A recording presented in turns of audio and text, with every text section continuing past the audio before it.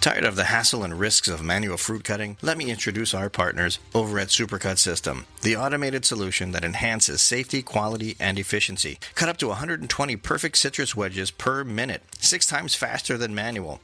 Patented technology delivers consistent slices, reducing waste and eliminating plastic. The contactless hygienic design lowers contamination risk and workplace injuries. SupraCut integrates seamlessly for any volume. Improve profitability and customer experience. Experience the power of automation with SupraCut. Get started today at SupraCut.com and be sure to ask about their risk-free trials.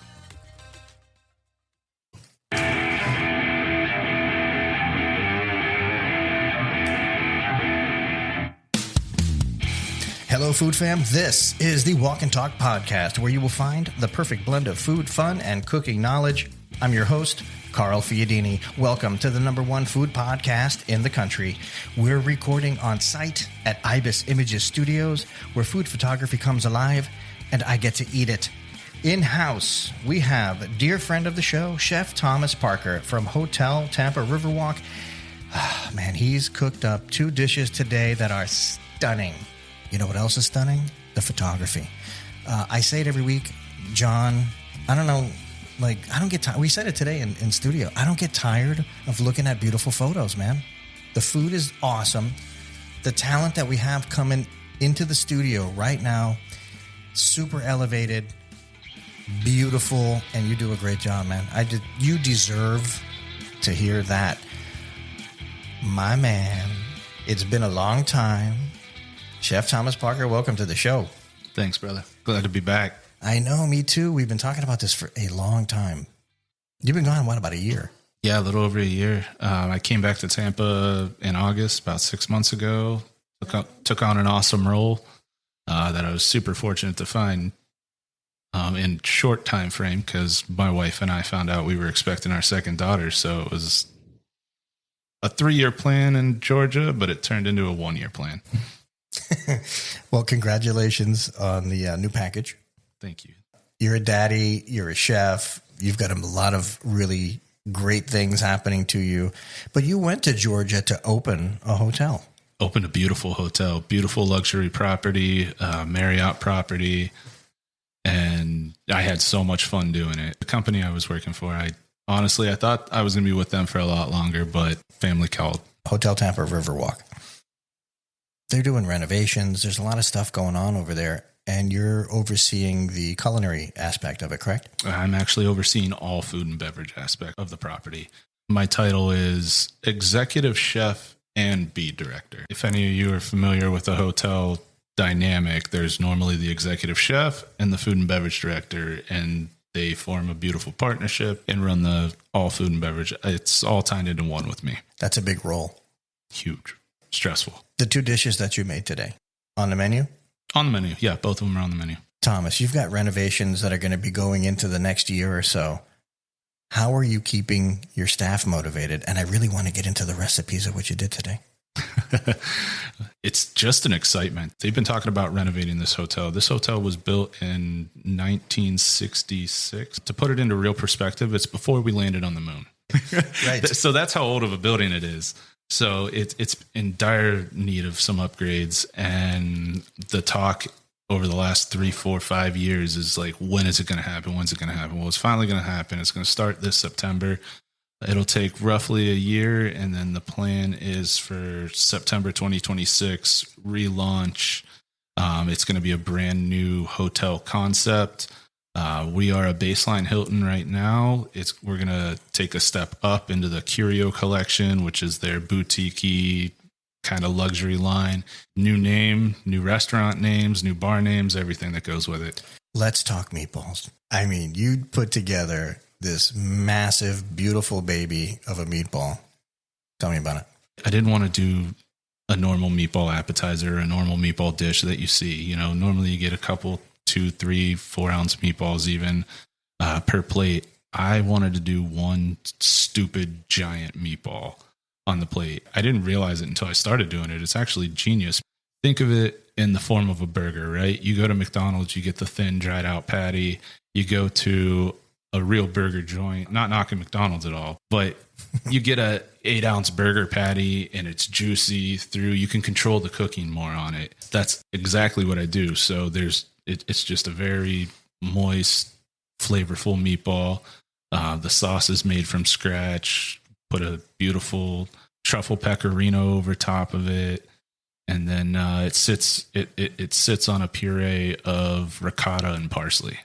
Tell me about the sauce recipe. I was super fortunate years and years ago, early in my career. I was kind of getting burnt out a little bit, so I took a step down and I became a sous chef at a little mom and pop Italian restaurant for 6 months. And I loved it. The family was amazing. My favorite part about it, though, was the mother of the chef that I was working for. She was 90 years old. She still worked in the prep kitchen every single day. It was an incredible sight to see. She taught me the sauce recipe, which is the sauce you had today. But just seeing her was so cool because she would make the fresh bread every day. She would make the meatballs every day. Like so many recipes, like you had to really touch her heart to have her let you in on those recipes. Well, I mean, you touched our heart. We've been eating your food for at least a couple of years now. I think it's a great story. And you know what's interesting to me is that they're Sicilian and Albanian. Yeah. And I'm second generation Italian. I have had my share of home cooked sauces and whatnot. This is really good. And when you told me about that heritage combo, I was kind of like, oh man, I was a little disappointed at first, but then I was like, you know what? That's actually really cool and great for a story. Pasta, shrimp. What about that? So I wanted to do a play. I mean, it's basically a shrimp Alfredo, a blackened shrimp Alfredo. The theme that we're kind of gearing towards in our restaurant at the hotel is kind of Mediterranean on the sea, a lot of Italian influence, a lot of Spanish influence. You know me, I don't like doing anything basic. I did a little bit of Asian fusion when it comes to the shrimp Alfredo. So it gets finished with a chili butter that is made with Chinese fermented chili paste. Yeah, that chili butter. Let me tell you something. When I had the camera, I'm doing the video, the close-ups on that as it's melting into the rest of the dish is dope. It's going to be beautiful. Thomas, I mean, listen, you're talking about, burnout, taking a step down from exec to sous, clear your head, get your thoughts together. Well, as you know, we have restaurant veteran Jamie Wyckoff on hold. We're going to usher her on in a second. Today, we're going to talk about how chefs deal with everyday problems, children, all of it with an ambassador of the Burnt Chef Project.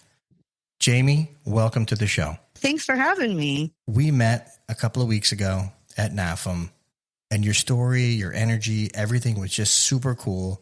Not just you, but Imran and Colleen and Chris, the whole gang. You guys are super cool. I said it on last week's podcast with Imran. We really appreciate you guys and what you do, like sincerely. And I just want to say something. I would normally never run like you guys are Burnt Chef Project. We're doing 2 weeks in a row with you guys. And I think it's because I feel like the industry needs to hear more from you, about you. Our audience needs to hear more from you and about you. And I'm compelled to do it. At the end of the day, I'm glad that we met, and I'm glad you're on the show today. Me too. Thank you for that lovely intro. That's what happens when we share water with people. It's Thomas. What you don't know is, we were at the show.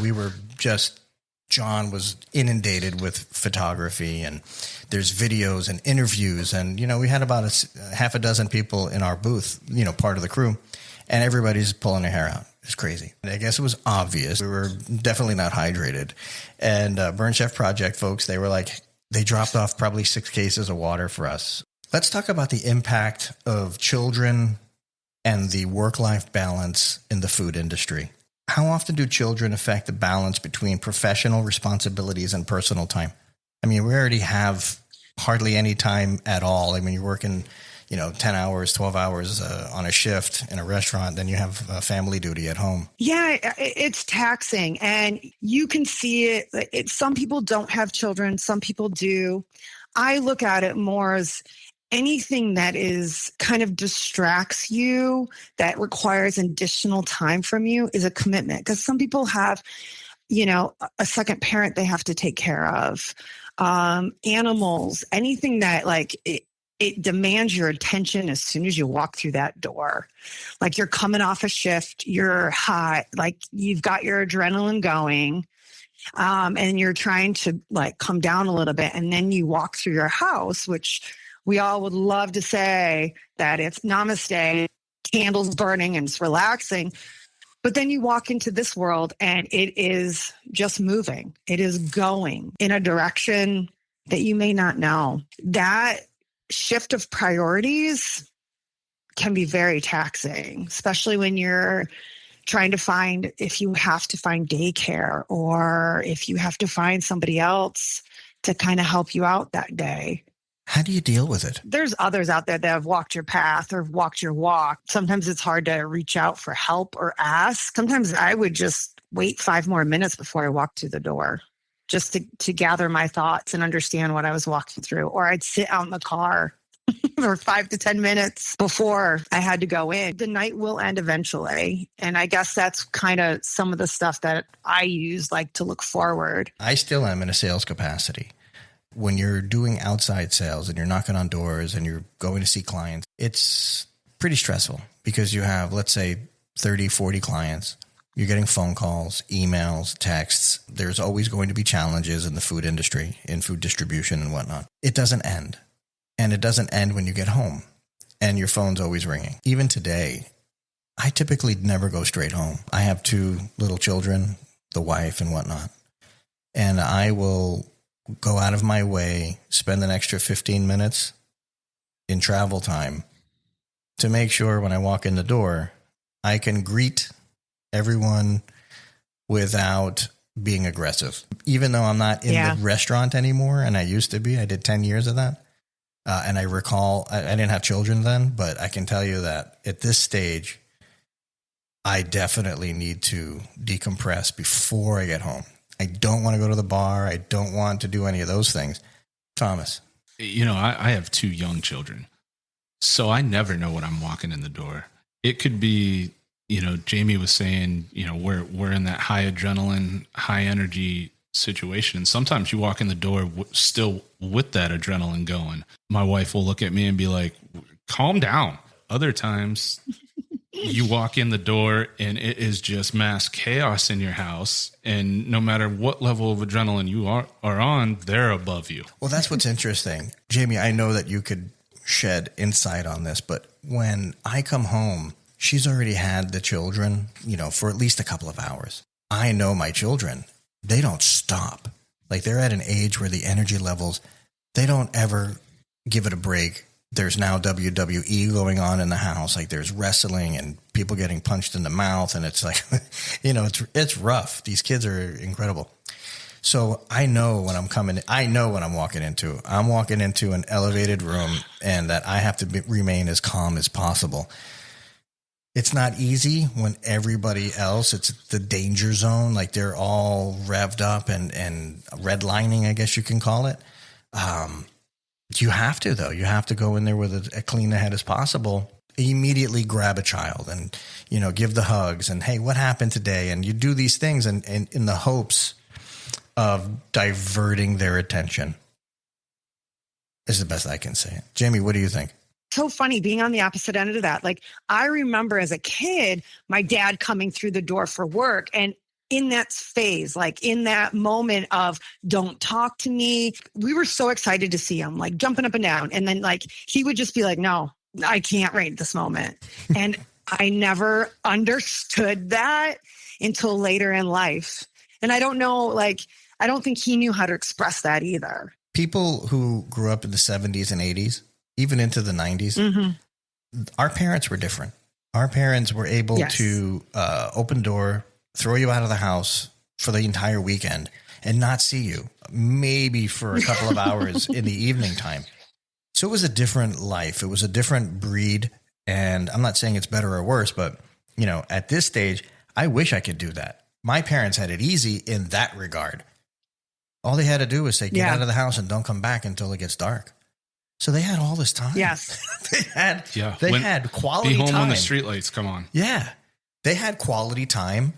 And now we're all helicopter parents. I never thought I would be this. I mean, I had my children later in life. I never thought I would be a worrying parent. But as it turns out, I'm a worrying parent. I'm like, okay, well, you can't put the kids in the front of the house because it's all, who knows what's going on out there. And, there's danger. It seems that stranger danger at every turn, at every intersection, it's bad.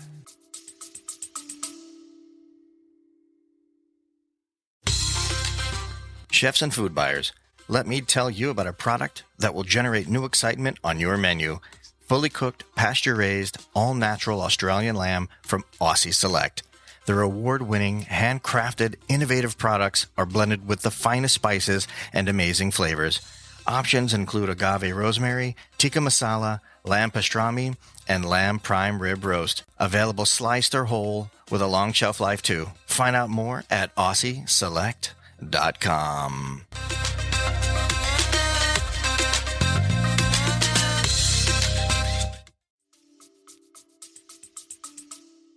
The world is changing, and it's going to ever evolve too. And we're not here to stop it. It's got to go, but finding ways that we can go, all right, I know this person at home has just been sitting there all day. Their hair's frazzled as well, and they need a break. How can we make this happen? Where do we find our grounding? Jamie, you were front of the house, right? You did some stuff in the front and also in the back, right? In the industry? Correct. Yep. When you were a server or bartender, you would touch, I don't know, probably 200, I'm guessing whatever, but let's just say your average touch was like 200 people on a shift that you had to communicate with a customer. Part of that is always going to be during a rush. Like you're going to go through the, whether it's a lunch rush or dinner rush, and you just get completely, your mind gets completely torn. You're ripped. You go home thinking, oh man, I forgot to bring lemons to table 3. And, all these things kind of come up as you're on your way home. There's no time to put things into a defrag scenario where you get your mind ready to walk in the door. No matter what, something is distracting your focus at home, whether it's a child, a wife, a dog, whatever it is, that's not allowing you to create like a priority balance in a way. Because I shift a little bit from work-life balance just because it kind of segments into 3 things when sometimes your priorities do shift. Like you get home, it might not be your kid at that particular moment. It might be like, oh shoot, I got to pay the bill or the electricity is going to go off, right? Like that sometimes is what it distracts you from taking care of yourself. I remember vividly before my parents, I don't know, let me see here. I was 4 when my parents were divorced, were split. And I remember living with them together at that age. Mm-hmm. And then I remember what it was like when, my father was outside of the house, no longer there. And it was horrible. Now, everybody had, mm-hmm. The family, the support staff, everyone explains things to a 4 or 5-year-old that they can understand it. And that's what happened with me. But as I got older and I started to recognize like, hey, all this stuff is, I don't want to say a lie, but you realize you see the fabrication that adults tell their children in order to kind of appease the moment. And now as an adult, I do my damnedest to tell the truth about the situation. Obviously, I don't use harsh language to do it, but what they did in the 70s and 80s, the parents, it was just different. Not only did they throw you out of the house, but, everything was kind of a secret. They used to leave the room in order to have an argument. Like you didn't even know what was going on. Where today, it just seems like everybody's business is everywhere on social media. It's out there, and it lends itself to very difficult scenarios. And that is a super challenging situation. Today, you can have a couple that works in the restaurant business because of the fact you're sharing the same schedule, or it could be opposing schedules, day shift versus night shift, front of the house versus back of the house. And it makes life incredibly difficult. I think the odds of a relationship surviving something like that are incredibly difficult. What do you think, Thomas? Yeah, absolutely. I'm super fortunate. My wife also worked in the restaurant industry, and she was front of house. She was a GM of a restaurant. She has that little bit of understanding of what I go through, but it's so funny how quickly she's forgotten because she's a stay-at-home mom now. There's just a misunderstanding of what we really go through nowadays because she's so far removed, and this is an industry that's forever evolving. I know my moment when I found the Burnt Chef Project, and it was because of this pressure that was coming on me in my personal life, which I've never had before. Like, I've never had that completely out of whack. And then, you've got your professional life, which is, at the time, I'm throwing events. So I'm doing a lot of the event planning. So it's event planning, cooking, making sure all of that is going cohesive, being on during the day, like greeting people, talking to people, engaging. And it was so impactful that I thought I was okay and I was managing it. And I failed to realize that ripple effect that it was having on the team.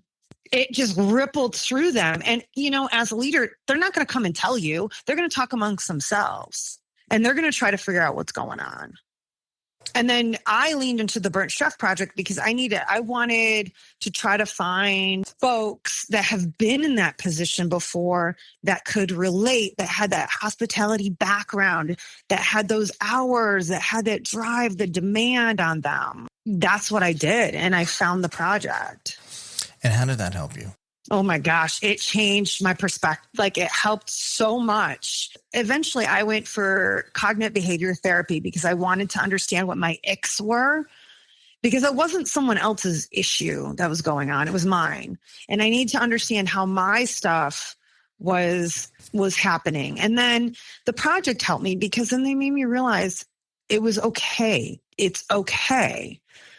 Like, this isn't going to be forever. You should be proud of yourself because you built a team that allowed them to say, hey, I think you're in trouble. We still believe in you. We know you can do more, but we need you to get help. They didn't say it in those words, but it showed in support when they pulled me aside because it was challenging for them to say something to me.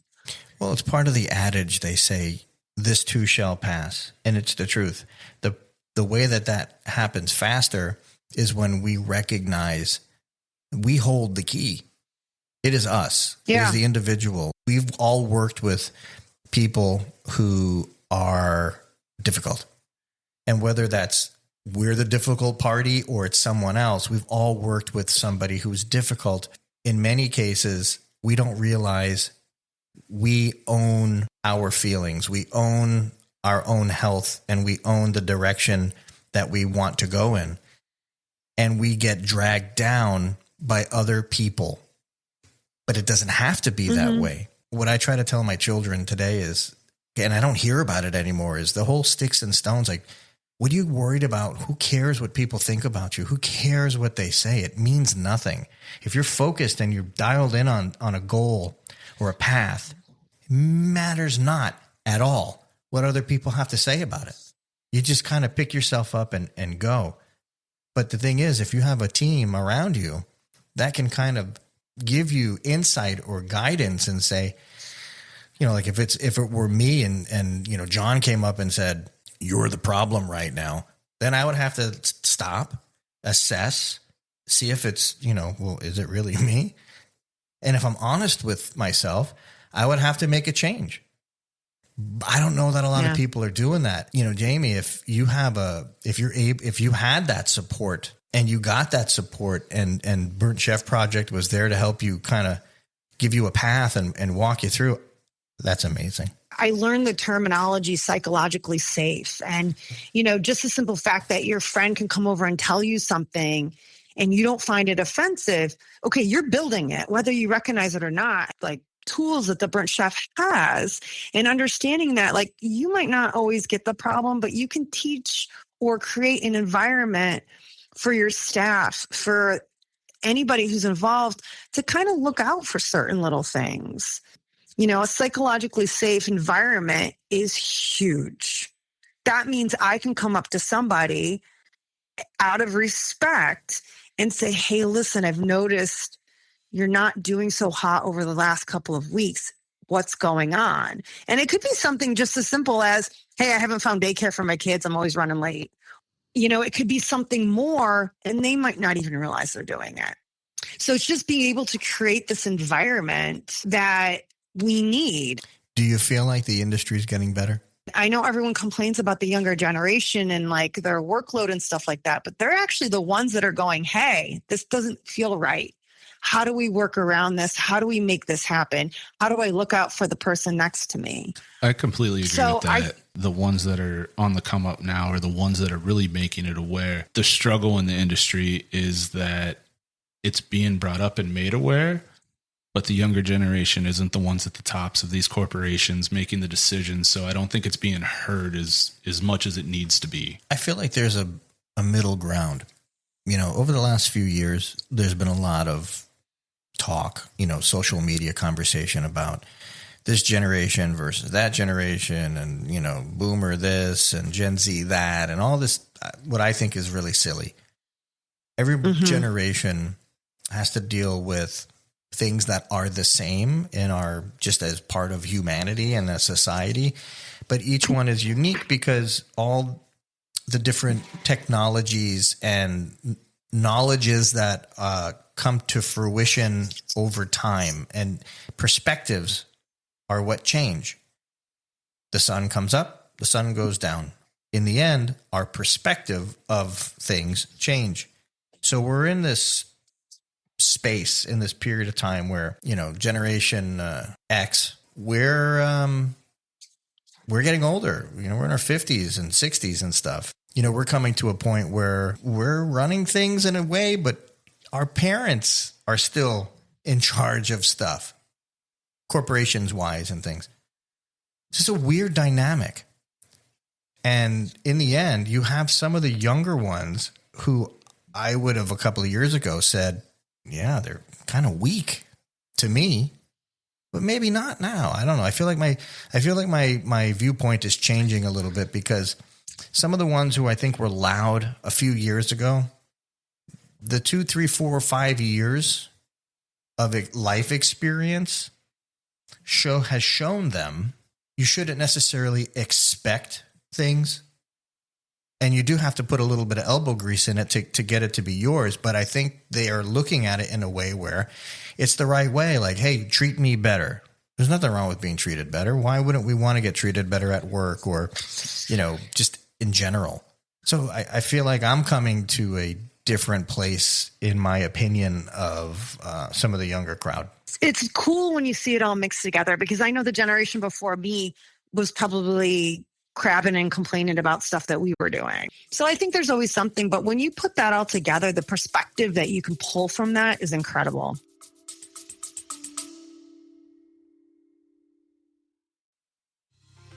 Elevate your dining experience with RAK Porcelain USA. As the exclusive tableware brand for the Walk and Talk podcast, RAK combines exceptional craftsmanship with innovative design. Whether you're a chef, a restaurant owner, or a food enthusiast, RAK's high-quality porcelain products will enhance every meal. Discover the artistry of food presentation and make every dining occasion special. Visit rakporcelain.com today and see how RAK can transform your table.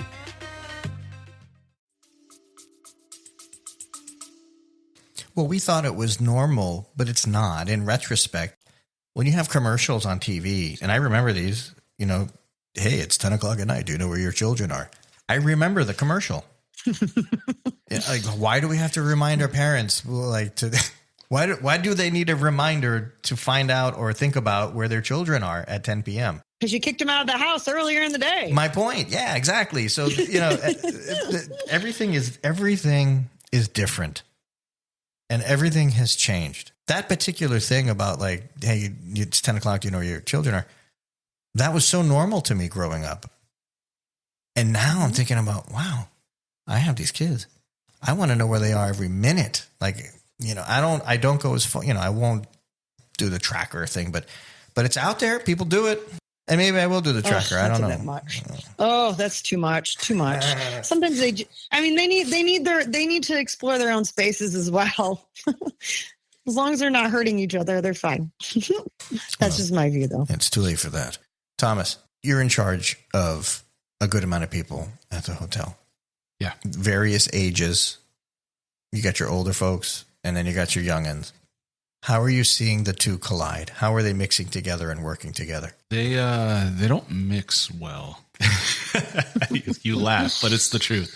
It is the truth. It really doesn't. And there's just two completely different mindsets. You know, we're talking on the topic of the younger generation is voicing their opinions more and trying to make themselves heard and trying to have a nicer, safer, more friendly work environment.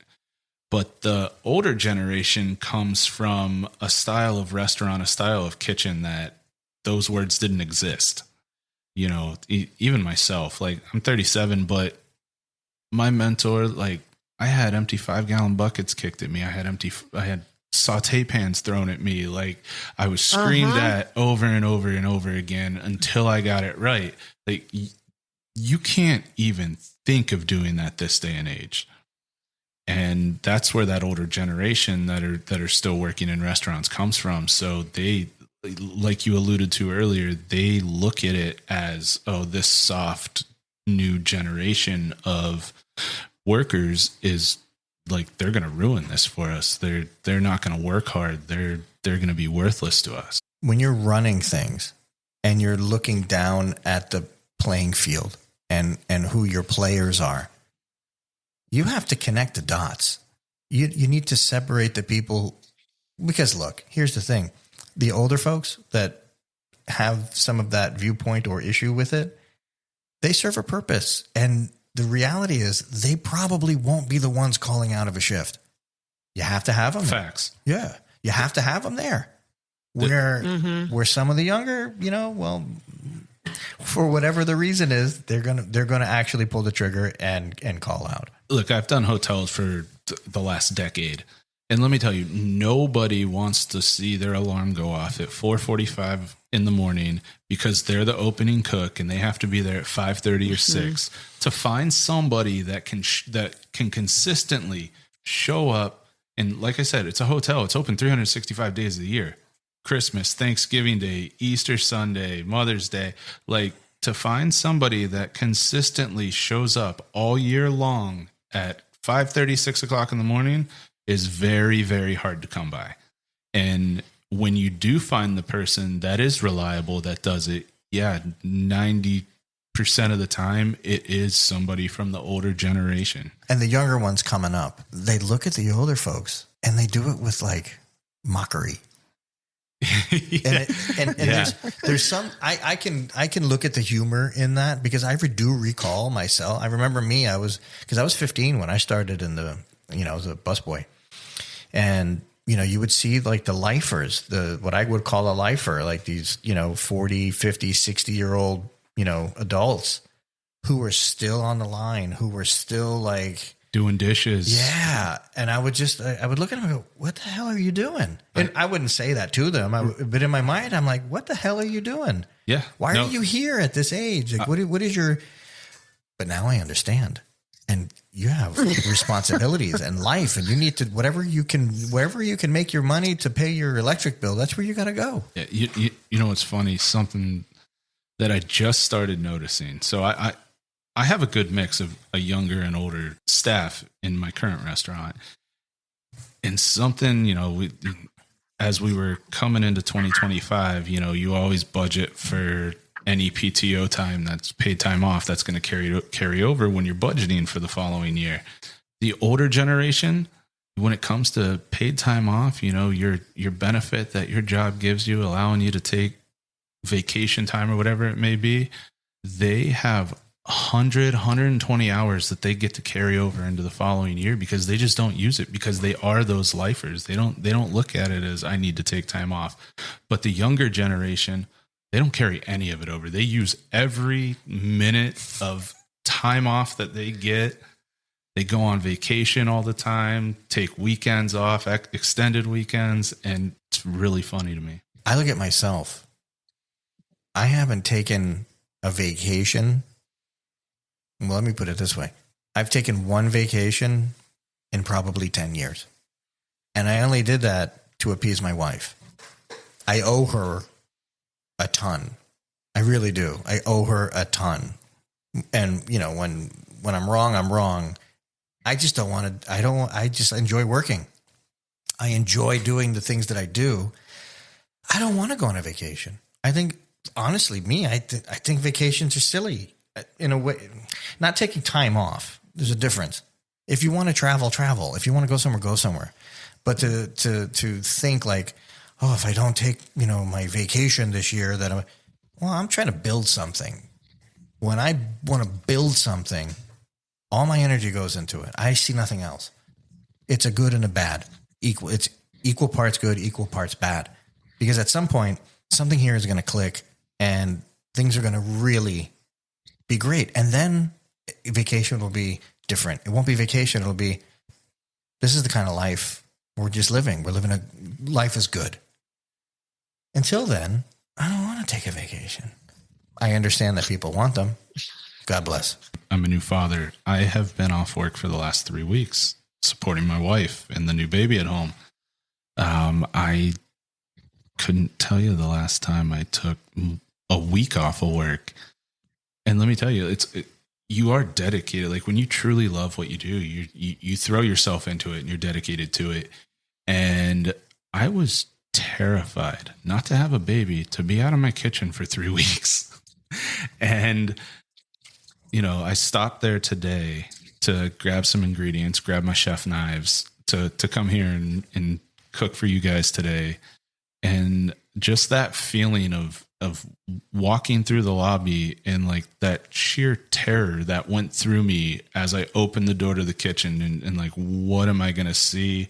Because like I've treated every kitchen like it's my own, like it's my own personal restaurant. Like that's how much I care about what I do. And my eyes were peeled everywhere. Ceiling, floor tiles. Did they deck scrub the floor lately? Like, let me look at the grout. Like you're looking at everything and, you know, they definitely are not holding my standards. I'll tell you that. Nobody ever does. And you know what? You can't blame them.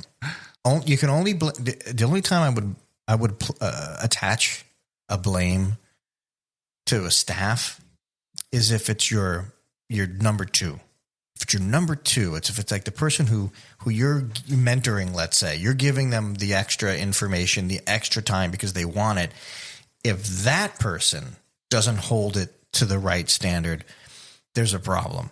I look at everyone else like a red shirter on Star Trek. You know, they're expendable, meaning they're probably going to get killed on an episode. You know what I mean? It's just what it is. Yeah, but that's the industry. Like a cook leaves a job for 25 cents more an hour. Mm-hmm. Like and that's all it takes is 25 cents more an hour. Oh, the restaurant across the street's going to pay me 25 cents more. I'm gone. Here's my 2 weeks. If you even get a 2 weeks. Yeah, I remember I used to work in hotels and I loved it. And I think they deserve a little bit more credit, honestly. But like there's just so many different facets you can, but the benefits that came along with it, like the health insurance, time off, all of that, which a smaller restaurant won't do. A lot more expensive for them to do. They don't do it because it is more a small restaurant. It is a much bigger cost, but from a hotel perspective that they do. They have the best benefits, you know, for a chef, it's the best benefits. It's the highest pay. It's the most, it's the most personal benefit that you can get working in a hotel. However, what I've found is the reward that I get from being a chef, it's the least rewarding. Growing up, I would never want to work for a large corporate. because they want too much from you. There isn't any bond. The smaller, or I should say the independent places, you would typically have some sort of a relationship that you're fostering. You know, the ownership or the people in charge, you know, they know that, well, I got to keep staff and I can't compete with benefits and all this other stuff. So they allow you some more flexibility, maybe on schedule. They allow you the opportunity to maybe work more, earn a little bit more money, whatever. And so growing up, when I was in that restaurant phase of my life, I wanted only the smaller places. I did well. As I'm older now, granted, I do work I have my own company with Walk and Talk Media that coincides with the position, Director of Sales and Marketing at Peninsula Food Service. And they both work very well together. Well, they're an independent place, but they've been around for 30 years. So it's very stable. But as I'm older, I want the stability. The money is going to be there if you put the effort. You're going to earn. So with that said, I don't know. I think I want the security. Yeah, exactly. I should say it different though. I want the security. You know, I think it's a thing. You hit the nail on the head, because that's exactly it. That's why as I say, it's the least rewarding in my entire career working in a hotel. I've done it for the stability, for the benefits, for my family, and had to put that personal goals, personal success aside for that reason. I know that you want a star. I know that's in your bag. You want that. I'm hungry for it. Jose Andres is right here in the Waldorf Astoria. Like, he has Bazaar. He also has it in Las Vegas. If you look at, and he's a rated chef. Some of them are starting to do little pop-ups, but you have a platform to perform. And I think you can get it if you want it, and you can curate your team to do it. No, you can. And I take pride in mentoring my team. I actually disagree with you on that. It's much harder in a hotel environment. Jose Andres, he carries a name. That name means something. So when he puts a restaurant and partners with a hotel, it's a little different than just a normal hotel restaurant. And hotel restaurants have gotten a bad rap for a long time. I ask people all the time, when's the last time you thought of going to a hotel for dinner? You don't. Most people they don't think, it doesn't even cross their mind. In that hotel, there's 100 employees. The 100 employees need to be in line and in lockstep with trying to get a star. I don't know that it's even possible. Is that even possible? I don't think it's possible. A normal hotel, it's said all the time. It's about heads and beds. It's not about the food that you're putting out. The restaurants and bars are looked at as just an amenity that comes along with the bed that you're sleeping in that night. Unless it's a small boutique style hotel that accentuates their food and beverage program, that they really want to portray that to the community. Then yeah, there's a chance, but those types of hotels are few and far to come by. What say you, Jamie? You build it, they come. That is the absolute truest statement ever. And it is. Yeah. So if you put it out there, and I can look at Walk and Talk Media. There was no Walk and Talk Media, and now there is. And with it, we end up getting some Michelin chefs, some beard chefs. We get a bunch of Food Network winners that come through the show, and it opens doors. It's funny. You build it, they will come. If you produce it, they'll watch it. If you produce it, they'll listen to it. If it's good. You will never measure up to be enough until you remove the tool that you're measuring yourself by. You will be enough if you show up every day. Take the your competitor out of the way and focus on just doing it right and building it right. And a lot of times it's just a person. It's yourself. You got to get yourself out of your own face. You're going to get hit. You're going to get punched in the face. It's going to happen. Life is going to punch you in the face. And if you have a career or a desire or you have a path you want to go down, chances are you will get kicked in the belly on your path. And if you understand that and you take the hits and you keep going forward, you can win. You can win at whatever the hell it is that you want to win at. Yeah. And this is where the Burnt Chef project comes in. That's what the game changer, changing the mentality of like how we do it. And yes, I know there's challenges and there's red tape and all these things, but I don't know. I feel that if you want something bad enough, it might be a bumpy road. You could take turns and, things down paths that you never thought that you could, but you could get there. What's your favorite thing about Burnt Chef Project? That camaraderie that you can do it. You can get there. The support that you have of just going, yes, it can. And we all know that it's gritty. It can be gnarly. You're going to face challenges. But if you have like support that says, okay, you can't do that right now, but you can do this. And I think it's just having that recognition and being completely honest and allowing your team to be honest with you. Jamie, I think you're 100% correct on that. How do we find Burnt Chef Project? Well, we are on social at the Burnt Chef Project on Instagram. We have our own webpage. You can just put that in and find us. We also have a YouTube channel as well. I think it's compelling. Everyone should check it out. They're great. Support them. Thomas, how are we finding you? At Chef Thomas Parker on Instagram.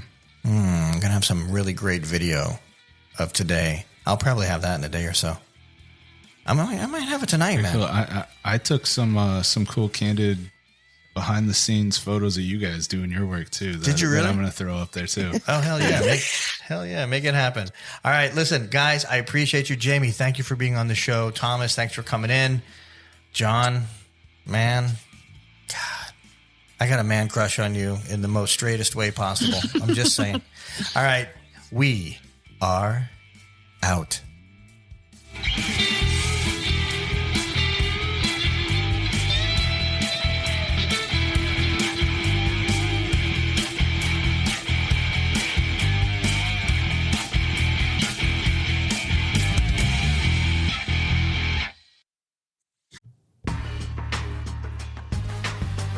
Let me tell you about my friends over at Citrus America and their amazing juicing equipment. They're revolutionizing the way you enjoy freshly squeezed juice.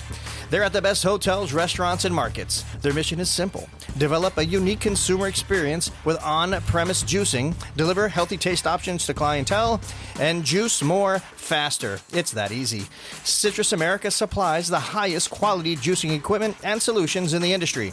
So whether you're a small business owner or a large corporation, Citrus America has the right juicing equipment for you.